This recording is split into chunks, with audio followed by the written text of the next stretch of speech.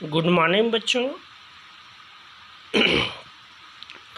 कोई बच्चे मेरे से व्हाट्सएप में बोले थे कि अर्थशास्त्र का जो बुक पढ़ा रहे हो सर, उसका वीडियो थोड़ा से बतला देना करके, तो ये देख लेना आप लोग। इसी से मैं पढ़ा रहा हूँ। उसके बाद देखते हैं हम लोग अर्थशास्त्र में देखते हैं, तो अर्थशास्त्र की विशेषताएं देखेंगे, अर्थव्यवस्था की विशेषताएं देखेंगे। और ये जो दूसरा पार्ट है आप लोग का, तो इसमें हम लोग देख लेते हैं विशेषताएं।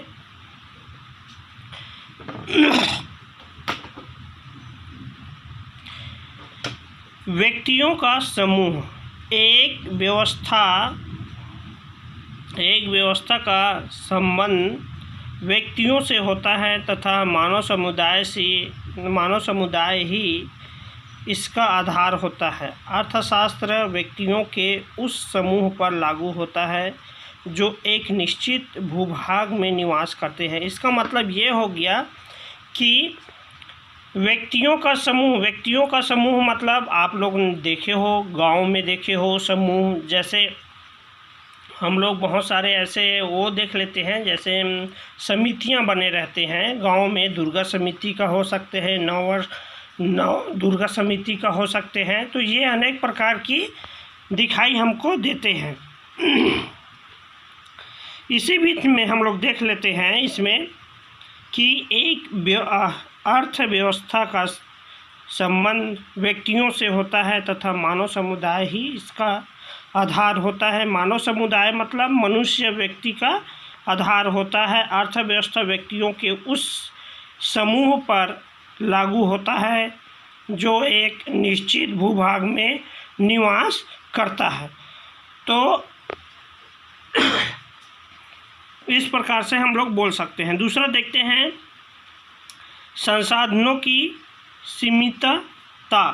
तो साधनों की सीमितता में देखते हैं तो अर्थव्यवस्था का स्वरूप चाहे जैसा हो, परंतु यह सत्य है कि उनमें उस संसाधनों को जिनसे की वस्तुएं और सेवाएं का उत्पादन होता है सीमितताएं होती हैं। वास्तव में इसी समस्याओं के कारण अर्थव्यवस्था की आवश्यकताएं होती हैं। यदि आर्थिक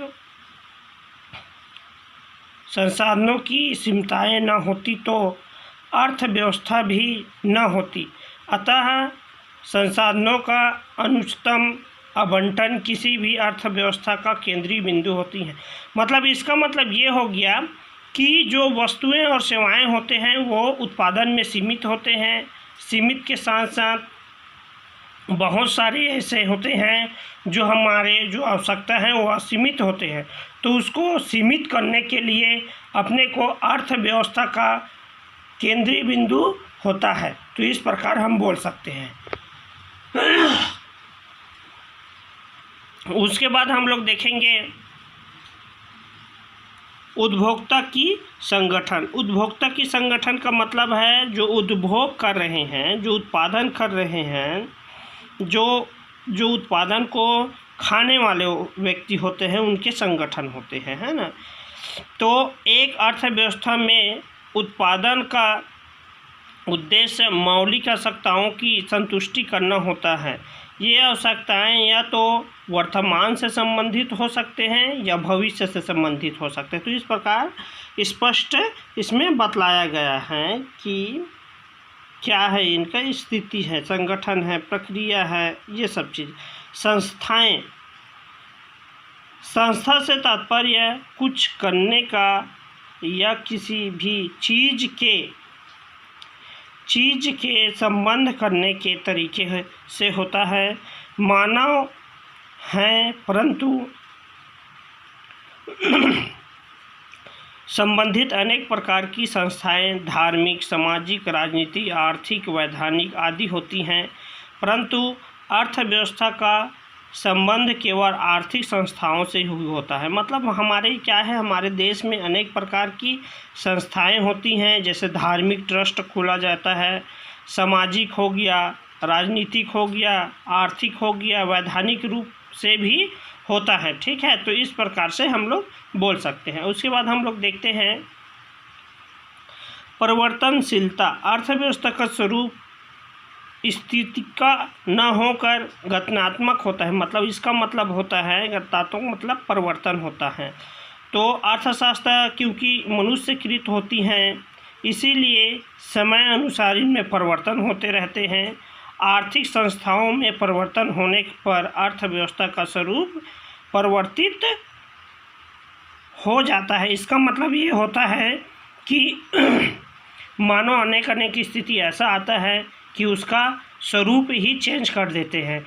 कभी सोचता है गांव में मनुष्य या शहर में मनुष्य, नहीं इस समय ऐसा मूर्ति रखेंगे, इस समय ऐसा मूर्ति रखेंगे। तो ये क्या है, अर्थव्यवस्था। जैसे मूर्ति रखोगे आप लोग, दुर्गा का मूर्ति रखे हो वर्तमान में अभी जो चलेगा उसका अलग अलग स्वरूप रहता है। उसी प्रकार से ये भी क्या है, उसमें खर्चा भी अधिक आएगा, है ना। तो इस प्रकार से बोल सकते हैं।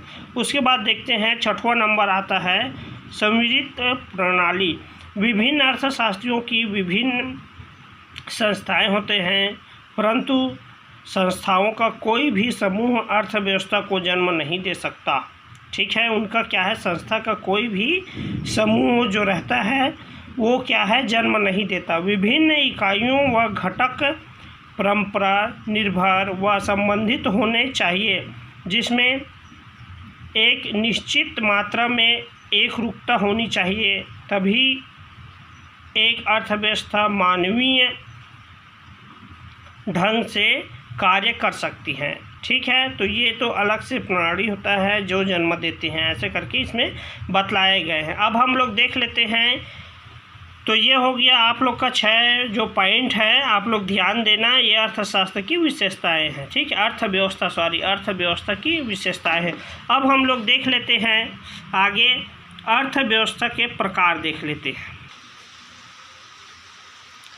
अब हम लोग देख लेते हैं अर्थव्यवस्था के प्रकार देख लेते हैं। तो इसमें हम लोग देखते हैं अर्थव्यवस्था के निम्नलिखित प्रकार हैं। पूंजीवादी, बाजारवादी, स्वतंत्र अर्थव्यवस्था, ये फर्स्ट पॉइंट है।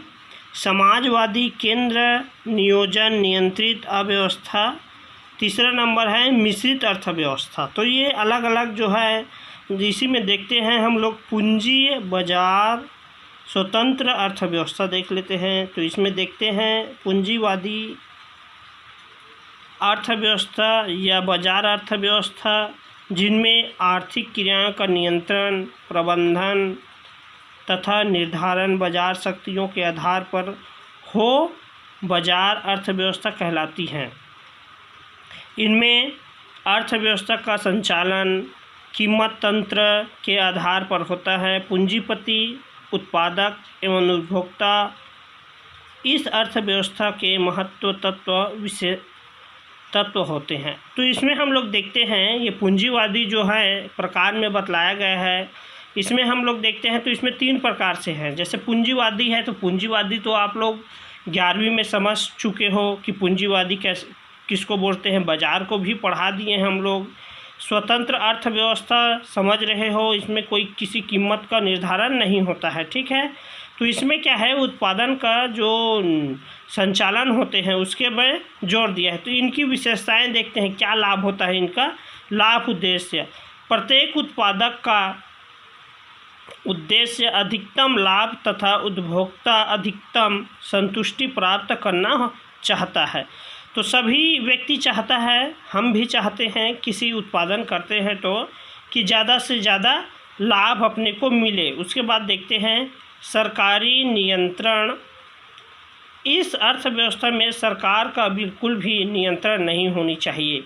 ठीक है, तो इसमें हम लोग देख लेते हैं, इसमें सरकार का बिल्कुल नियंत्रण नहीं होनी चाहिए। उसके बाद हम लोग देखते हैं बाजार शक्तियाँ।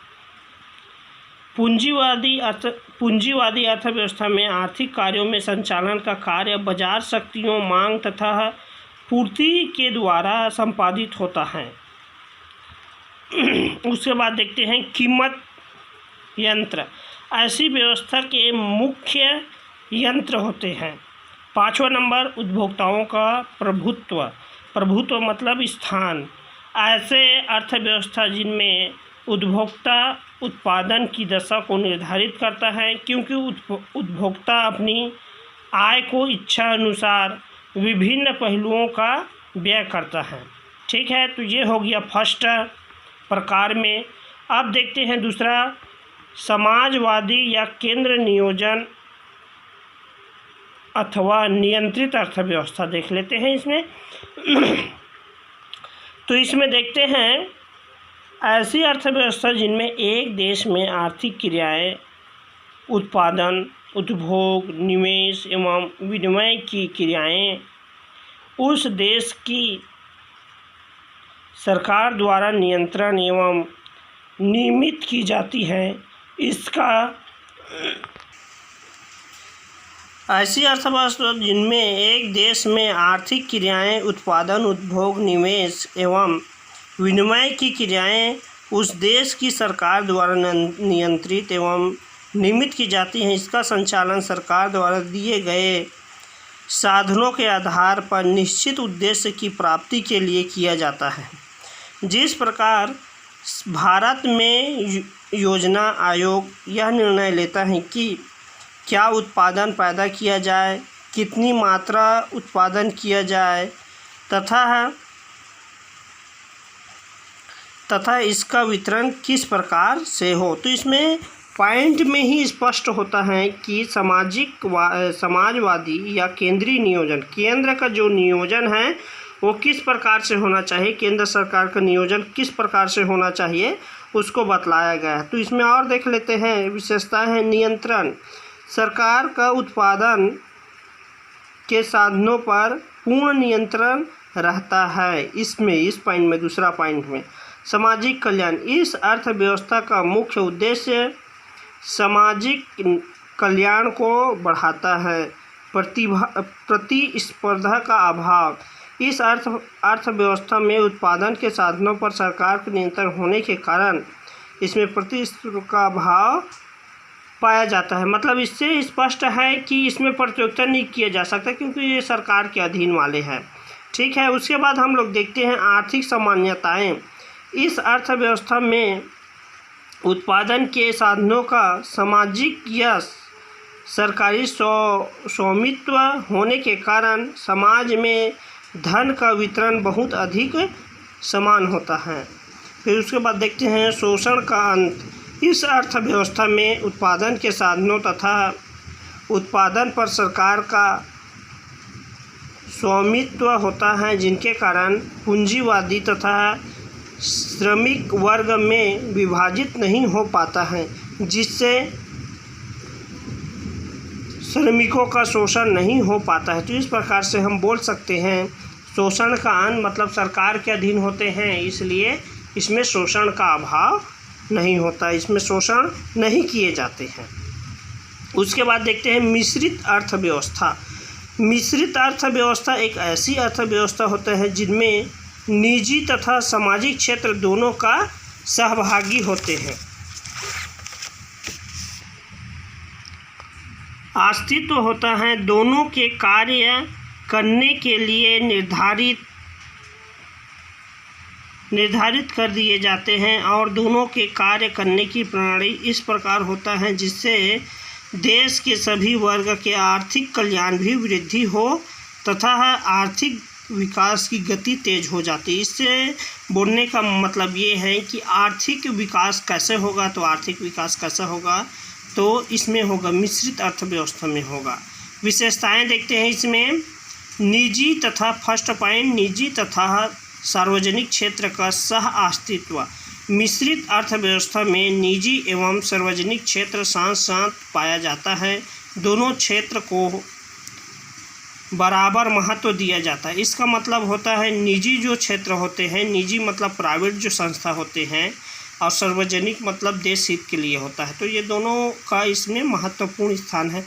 आर्थिक स्वतंत्र मिश्रित अर्थव्यवस्था में आर्थिक स्वतंत्र तो होती हैं, परंतु यह पूंजीवादी अर्थव्यवस्था की तुलना में कम होती हैं। आय व समाप्ति में विषमता का अभाव। मिश्रित अर्थव्यवस्था में पूंजीवादी अर्थव्यवस्था की तुलना में आय व संपत्ति में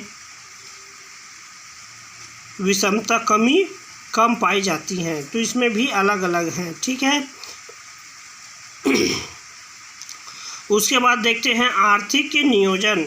मिश्रित अर्थव्यवस्था वाले अनेक देशों ने आर्थिक नियोजन को अपनाकर अपनी अर्थव्यवस्था को एक निश्चित दिशा में विकसित करने का प्रयत्न किया है। तो इस प्रकार हम देख सकते हैं कि अर्थव्यवस्था के प्रकार 3 प्रकार मुख्य रूप से हैं और तीनों में इनका क्या क्या विशेषताएं हैं उसको। उसके बाद हम लोग देखेंगे केंद्रीकृत योजनाबद्ध अर्थव्यवस्था तथा बाजार अर्थव्यवस्था में अंतर देखेंगे। तो इसमें देखते हैं अंतर का आधार है केंद्रीकृत योजना अर्थव्यवस्था है, बाजार अर्थव्यवस्था है। तो इसको हम लोग देख लेते हैं। तो इसमें हम लोग देखते हैं नियंत्रण। इस प्रकार की अर्थव्यवस्था में मांग एवं पूर्ति पर सरकार का नियंत्रण रहता है।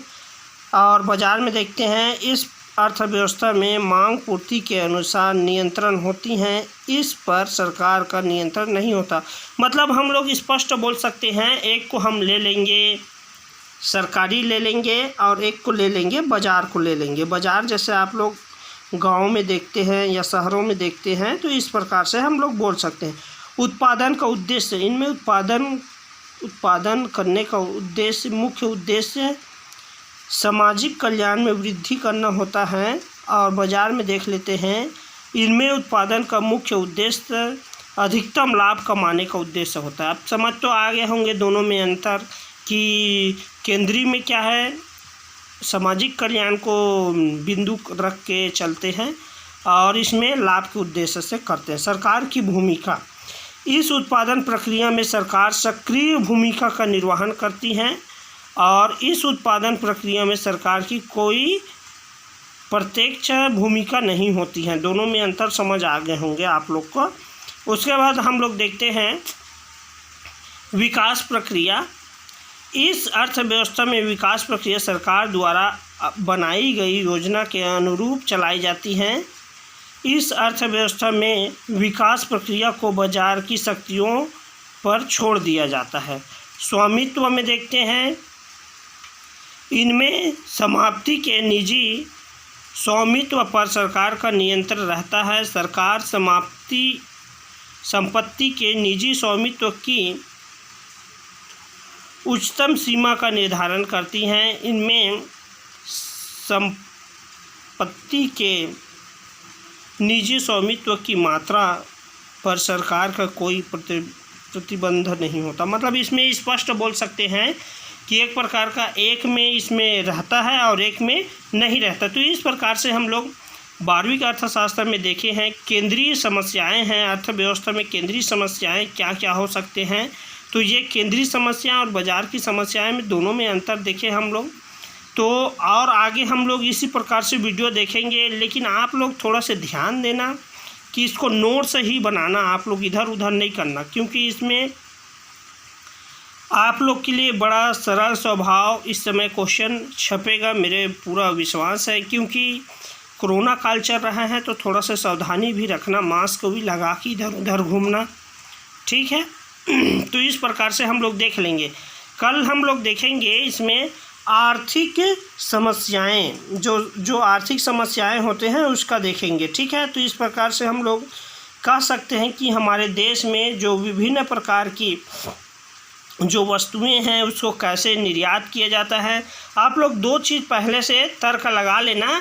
पहले तो आप लोग ध्यान देना आप लोग कि इसमें केंद्रीय योजनाएं जो होते हैं, केंद्र से जो योजना होते हैं उसको केंद्र के द्वारा ही लागू किया जाता है, और जो बाज़ार के जो योजना है उसको बाज़ार के द्वारा निभाए जाते हैं। तो दोनों में क्या अंतर है, इसको आपने को देखना है। तो इस प्रकार से हम बोल सकते हैं कि दोनों में क्या अंतर है वो स्पष्ट रूप से दिखाई देता है। तो इस प्रकार आप लोग इसको कोई घबराने की ज़रूरत नहीं है, और आप को नहीं समझ आएगा बेटा तो बाकायदा आप फ़ोन कर सकते हो हम लोग के नंबर में। हम लोग एनी टाइम आप लोग की प्रतीक्षा करते रहते हैं कि कोई अगर हमको मार्गदर्शन दे तो हम भी उनका मार्गदर्शन करेंगे। तो ये हो गया। और आप लोग जो बुक बोल रहे थे ये हैं नवबोध अर्थशास्त्र का है, आप लोग बड़ा ध्यान से इसको अच्छे से याद करना, ठीक है बच्चों। Thank you.